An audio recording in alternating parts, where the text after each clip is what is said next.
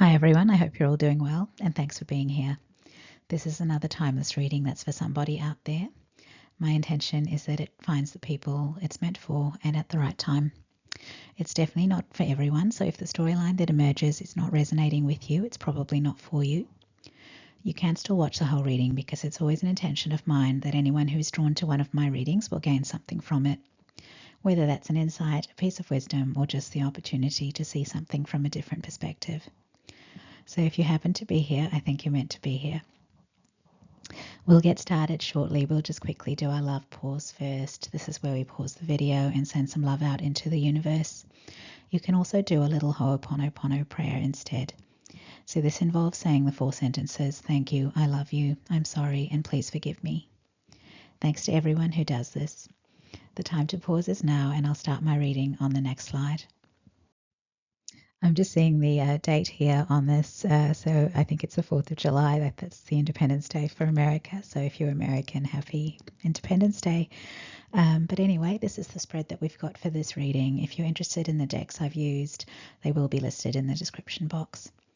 So this actually looks like one of those spreads where I don't see much in the way of cards that connect. So I'm just going to follow my process and see what kind of storyline emerges. Now at the bottom of the deck, we had the Lovers card, and immediately under that was the Moon card. Now the Lovers card is a Gemini card, and it's about making heart-based choices. With the Moon card showing up, this is about a lack of clarity. There are fears and illusions in play. So I feel like those things are maybe limiting this person's ability to make the choices that they would like to make. So the Moon card relates to Pisces. So we've got Gemini and Pisces there at the bottom of the deck. These are both major arcana cards, so I do think this might be a significant reading. Okay, well, the card in the present position is the 9 of Swords, and that's about anxiety. So I can definitely see this fitting with that Moon card in the energies at the bottom of the deck. So this is an anxiety card about someone, who is struggling to sleep at night. They're so anxious. And the only good news here is that it is showing up in the past position. And the card in the present position is quite positive. It's the 6 of Wands, and that's a victory card. So I do feel like I'm getting the sense that someone has successfully overcome the fears and anxiety that they were suffering in the past. And it's interesting to see that humility card in the spread and read the message on it. So as you guys know, or you might know, I photograph these spreads often weeks before I do a reading on them. So I do sometimes find there are some incredible synchronicities that show up with the timing of the videos. And just seeing this card come out with the 9 of Swords, it's actually reminding me of the last video I uploaded, which was a pick a pile reading. And I think the pile 2 reading had the message of handing your problems over to Spirit by just asking for Spirit to help you with your problems. And I was saying in that reading that since I've been doing that as a routine practice, I've been a lot less anxious about life. And I feel like this in this spread, we're getting almost the same message because this humility card seems to be saying the same sort of thing. In terms of the message on it, it reads, allow me, Divine, to always accept the right assistance. I welcome your help in every way and delight in receiving it. So yeah, perhaps we've stumbled upon the right cure for anxiety, and it's sounding like it's about choosing faith over fear. So just giving it all to God and trusting that you'll be led safely through the challenges. Humility is about surrender, and we see that in this monk's pose as well on this card. Humility is accepting that you are not in charge of how life unfolds and surrendering to the one who is. There are a few other symbols on this card that strongly speak of wisdom and transcendence. So I feel like really it is this act of surrender, this humility that this person has embraced that has led to this triumphant 6 of Wands energy in the present. Now for the future position, 2 cards actually came out together, and these were the 6 of Swords and the Page of Pentacles. When I'm reading them together, it looks like someone will be on their way to a new beginning. The 6 of Swords card is about being carried from a more challenging situation to something better. Having that transition energy in the future position, it does make me feel like this is going to be a slowish start to whatever that new beginning is. So this person certainly isn't going straight from overcoming their fears and getting into a new beginning. They're still needing to trust that Spirit is carrying them towards something better. Even the imagery of these two cards, you get the sense that this person will continue to travel on this boat for a bit before they actually reach solid ground. Now, with solid ground, the Page of Pentacles, yeah, that's Earth sign energy, but it's the energy of someone starting as a novice at something. So essentially, there's this transition to get to solid ground, and then there's the process of building something new on that solid ground, something that will be solid in the end, but it's certainly not already there for this person. Regardless of all that, this is such a positive energy when you look through these cards, like it's all moving in the right direction for this person. The Central Oracle card has someone facing the sun, which is, I love that sort of imagery. The sun represents happiness, so this person is looking in the direction they want to head in. I'm also thinking about a quote by Walt Whitman, keep your face always towards the sunshine and shadows will fall behind you. So that's a beautiful quote because it is saying that when you focus on what makes you happy, you are putting the experiences of the past behind you. That fits with the Six of Swords transitional energy as well.